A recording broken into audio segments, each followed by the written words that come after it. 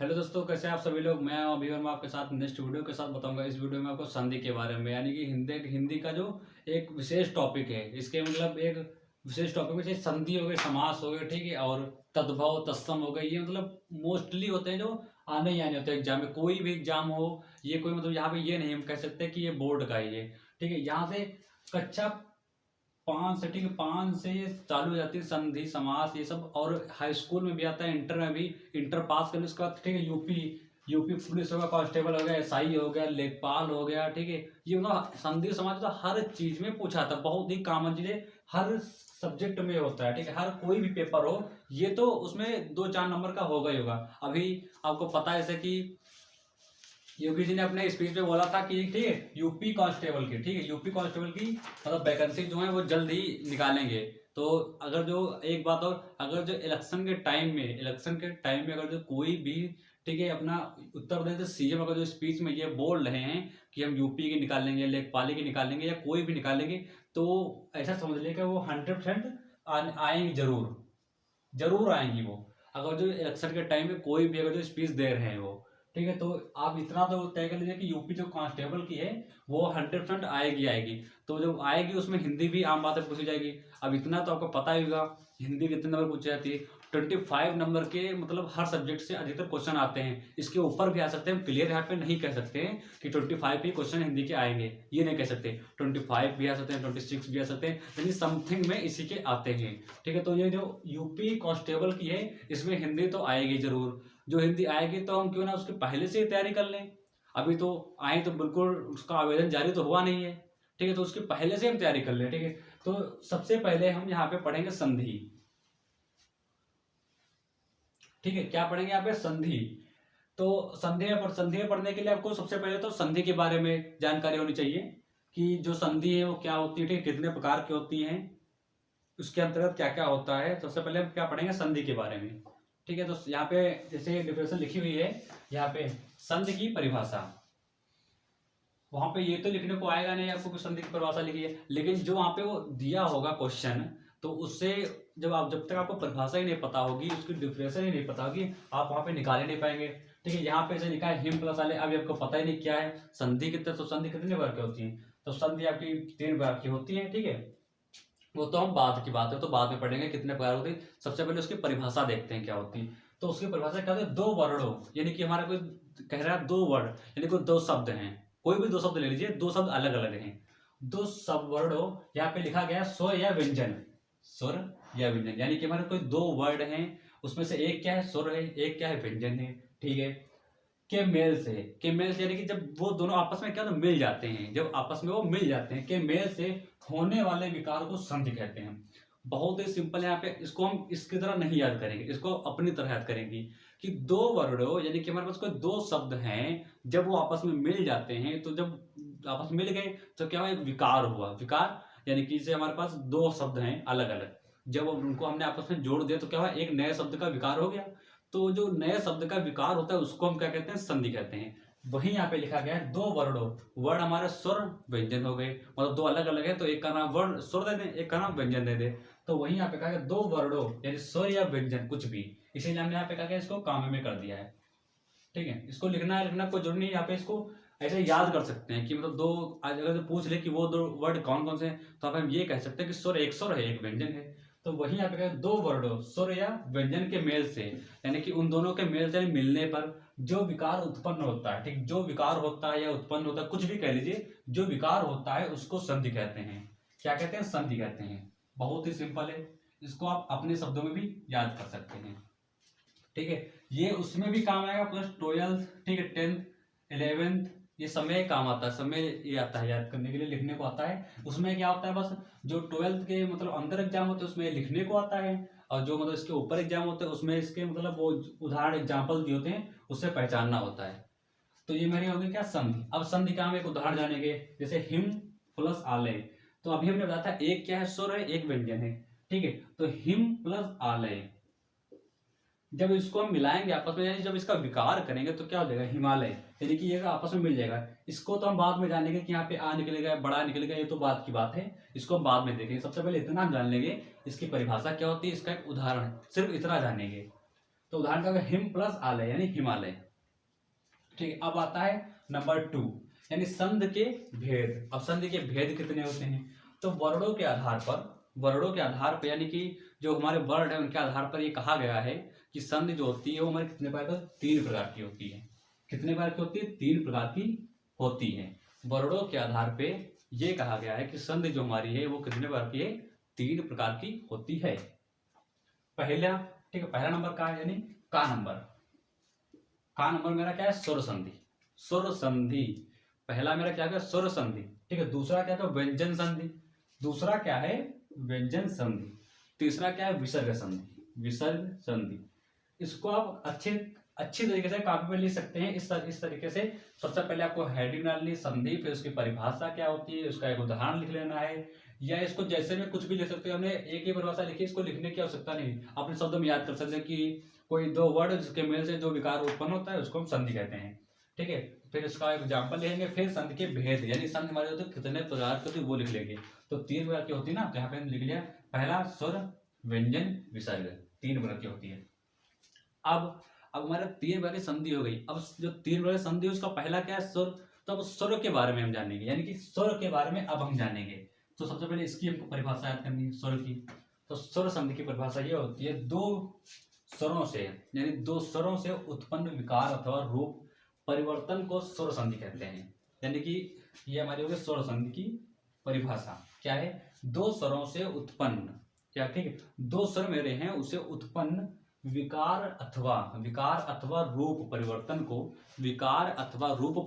को स्वर संधि कहते हैं। स्वर संधि कहते हैं। ये मेरी स्वर संधि की परिभाषा हो गई। अब इसका एक उदाहरण जानेंगे।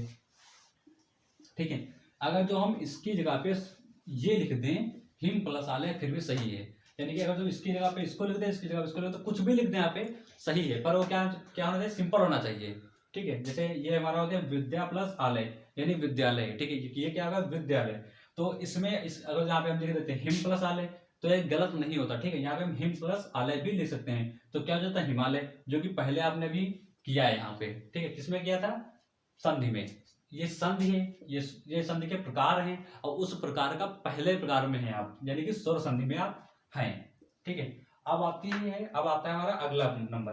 अब आता है स्वर संधि के कितने भेद होते हैं, यानी भेद होते हैं या प्रकार होते हैं, कुछ भी कह लीजिए, या फिर स्वर संधि के। तो जो हमारी स्वर संधि होती है, संधि बताया था कितने बार की होती है? 3। स्वर संधि, व्यंजन संधि, विसर्ग संधि। तो स्वर संधि जो होती है उसके अंतर्गत 5 परिभाषाएं आती है, डिफिनेशन आती है 5, या 5 प्रकार की होती है, ये कह सकते हो आप। जो हमारी स्वर संधि होती है वो 5 प्रकार की होती है। यहाँ पे लिखा गया है स्वर संधि के 5 भेद होते हैं।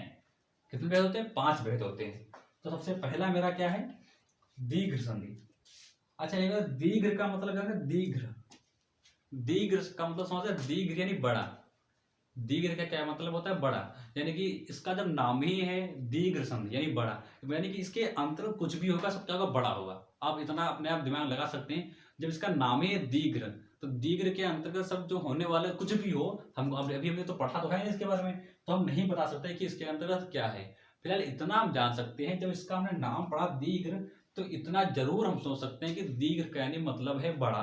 इसके अंतर्गत कुछ भी हो वो क्या होगा? बड़ा जरूर होगा। यानी संधि तो आपको पता है, यानी छोटा, ठीक है, प्लस बड़ा, ये मिल जाएगा तो दीर्घ में है तो बड़ा हो जाएगा। वो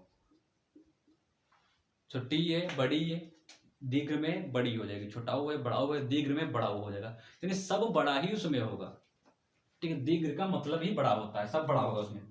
तो इसके बारे में तो हम अगले वीडियो में जानेंगे। यानी कि सबसे पहले तो हम क्या जान लेते हैं कि दीर्घ संधि सबसे नंबर पे आती है, दूसरे नंबर पे गुण संधि आती है।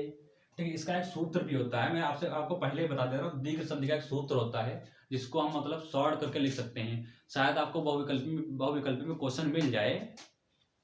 अकः सर्वेण दीर्घा, क्या होता है संस्कृत में? अकः सर्वेण दीर्घा, यानी कि ये हमारा किसका फार्मूला है? दीर्घ संधि का। कोई जरूरी नहीं वहां पे अगर जो आपको 4 विकल्प दिए हुए हैं उसमें नीचे ऊपर यही लिखा हो कि इसमें दीर्घ संधि का जो है उदाहरण उस पर टिक करिए, ये नहीं लिखा होगा। कोई जरूरी नहीं कि दीर्घ संधि उस पर लिखी। दीर्घ संधि की जगह पे वो ये भी लिख सकते हैं कि अकः सर्वेण दीर्घा का एक उदाहरण नीचे है, उस पर आप टिक करिए। ठीक है, तो आकाश सर्व अब अगर जो आपने कभी पढ़ा नहीं, हमने आपको यहाँ पे क्या था, दीर्घ संधि है। अब दीर्घ संधि आपने पढ़ी है, अब दीर्घ संधि की जगह पे कभी आ जाए लिख के आकाश सर्वेण दीर्घ, तो आप वहां पे कंफ्यूज हो जाएंगे। तो यार इसका ये भी होता है, जब इसकी हम परिभाषा पढ़ेंगे इसके अगले वीडियो में तो हम जान लेंगे इसके बारे में। ठीक है, तो इसके बारे में हम जान लेंगे, तो वो सब आ जाएगा इसके अंदर। अब आता है हमारा गुण संधि। क्या आता है, गुण संधि। तो पहला क्या हुआ, दीर्घ, दूसरा क्या हुआ, गुण संधि। अब हमारा आता है तीसरा वृद्धि संधि। वृद्धि क्या आता है, वृद्धि संधि, जो कि आपके सामने वृद्धि संधि। अब आता है चौथा हमारा जड़ संधि। जड़ संधि 4 नंबर पे क्या हो गया, जड़ संधि। 5 नंबर पे यानी जो लास्ट हमारा है वो होता है अयाधि संधि। क्या होता है, अयाधि संधि। तो अभी आपने जाना कि जो हमारी संधि होती है वो कितने प्रकार की होती है, 3 प्रकार की होती है। संधि कितने प्रकार की होती है, 3। अगर आपको क्वेश्चन में पूछा गया है कि संधि कितने प्रकार की होती है, तो 2, 3, 4, 5 ये ऑप्शन है। तो यहाँ पे क्या लेंगे, संधि जो हमारी होती है वो 3 प्रकार की होती है। ठीक है, अगर जो ये पूछा गया संधि 3 प्रकार की होती है, कौन कौन सी होती है, तो वहां पे क्या लगाएंगे, स्वर संधि, व्यंजन संधि, विसर्ग संधि। 3 प्रकार की संधि हो गई। अब पूछा गया है कि जो स्वर संधि हमारी होती है, यानी कि संधि में 3 होती है ना, तो उसके जो पहला होता है, पहला क्या होता है, स्वर संधि। अब स्वर संधि कितने प्रकार की होती है, अब आता है ये क्वेश्चन कि स्वर संधि कितने प्रकार की होती है। अभी हमने बताया था आपको कि स्वर संधि हमारी कितने प्रकार की होती है, 5 प्रकार की होती है। सबसे पहला नंबर वो होता है दीर्घ, दूसरा होता है गुण, तीसरा होता है यड़, चौथा क्या होता है, ठीक है, गुण, वृद्धि, यड़, और 5वां अयाधि। यानी दीर्घ संधि, गुण संधि, वृद्धि संधि, यड़ संधि, अयाधि संधि। ये हमारी कितने 5 प्रकार की संधियां हो गई। किसमें हो गई, यानी पहले में हमने काम में कितनी पढ़ी, 5 पढ़ी। ठीक है, ये 5 में हमने, अब इन 5 के बारे में हम अगले वीडियो में जानेंगे, इन 5 के बारे में कि इनकी परिभाषा क्या है। जैसे सुर संधि है तो उसको कैसे पहचानेंगे, दीर्घ संधि है हमने आपको बता दिया दीर्घ में सब बड़ा होता है, लेकिन अभी आपने इतना बड़ा होता है आपको पता चल ही नहीं कि परिभाषा क्या होती है, कैसे क्या होता है। तो अगर ये सभी आपको जानना है तो जो मेरा अगला नेक्स्ट वीडियो है, तो नेक्स्ट वीडियो में मैं ये बताऊंगा आपको कि दीर्घ संधि जो है वो क्या होती है, या उसके क्या रूल होते हैं, क्या परिभाषा होती है। अगर जो हमारे सामने संधियां 5 लिखी हुई है तो उसमें से कैसे पहचाने गए हैं कि ये दीर्घ है, ये वृद्धि है, ये जड़ है, ये जड़ है, गुण है, अयाधि है। अगर इन चीजों को आपको जानना है तो जो मेरा अगला वीडियो होगा उसमें इन सभी चीजों के बारे में बताएंगे। अगर ये जितना लिखा है ये हमने बहुत ही मतलब अपने तरीके से सॉर्ट करके लिखा हुआ है, यानी अगर जो किताब में देखेंगे तो एक डिफरेंस बहुत बड़ी लिखी मिलेगी आपको। तो इससे बड़े लिखने से कोई फायदा नहीं। बड़ा चाहूँ तो मैं भी लिखता हूँ यहाँ पे, या लिखवा सकता हूँ आपको, यहाँ पे मैं लिखवा दूँ, कुछ भी लिखवा दूँ A to Z, इतनी बड़ी हो जाएगी, क्या फायदा उससे मिलेगा। लेकिन जो उसका मेन पॉइंट क्या कह रहा है, उसका जो हमारा परिभाषा दी गई है उसका, उसमें बढ़ा चढ़ा के तुम कुछ भी लिख सकते हैं, लेकिन जो उसका मेन पॉइंट वो क्या कह रहा है, यानी कि दो कोई हम उसको अपनी भाषा में लिखते हैं। इसको हमने इसकी तरह नहीं याद किया था, इसको हमने अपनी भाषा में याद किया था कि वो जो परिभाषा है वो कह रही है कि हमारे पास कोई 2 शब्द हैं, ठीक है, 2 शब्द अलग अलग हैं, एक मेरा शब्द स्वर है तो एक मेरा व्यंजन है। जब उनको आपस में कह रहा मिला दिया, जब वो आपस में मिला दिया हमने, तो क्या बन गया, एक विकार बन गया या उत्पन्न हो गया। तो जब विकार उत्पन्न हुआ तो मेरा क्या, जाहिर सी बात है कि एक नया शब्द बन जाएगा। यानी 2 शब्द जो आ जाते हैं जब वो आपस में मिला देंगे तो एक नया शब्द बन जाएगा। ठीक है, जैसे हिम अलग मेरा शब्द, एक हिम शब्द है अलग, ठीक, एक दूसरा है आलय, तो हिम आलय अलग अलग हो गया ना, हिम अलग है आलय अलग है। जब हमने उसको आपस में मिला दिया तो क्या होगा, हिमालय, यानी एक नए शब्द का विकार हो गया, यानी उत्पन्न, एक नया शब्द उत्पन्न हो गया। ठीक है, तो ऐसे जो नए शब्द उत्पन्न होते हैं उसको ही हम संधि कहते हैं। सिंपल भाषा में इसको हम इस तरीके से याद कर सकते हैं। इसको आप नोट भी कर सकते हैं अच्छे से और कहीं भी लिख भी सकते हैं। अगर जो आपको वीडियो पसंद आई हो तो चैनल को सब्सक्राइब कर दीजिएगा, बेल आइकन को दबाना प्रेस करना कतई भूलिएगा नहीं, क्योंकि अगर जो वीडियो हमारी आएगी तो आपके पास पहुंचेगी नहीं तो इसके आगे के बारे में आप जान भी नहीं पाएंगे। तो सबसे पहले क्या करना है, आपको सब्सक्राइब कर देना है और बेल आइकन को प्रेस कर लेना है, वीडियो को शेयर भी करना है। ठीक है, तो मिलेंगे आपके लिए नेक्स्ट वीडियो में मैं आपको बताऊंगा स्वर संधि के जो भेद 5 होते हैं उनके बारे में। नमस्कार, जय हिंद।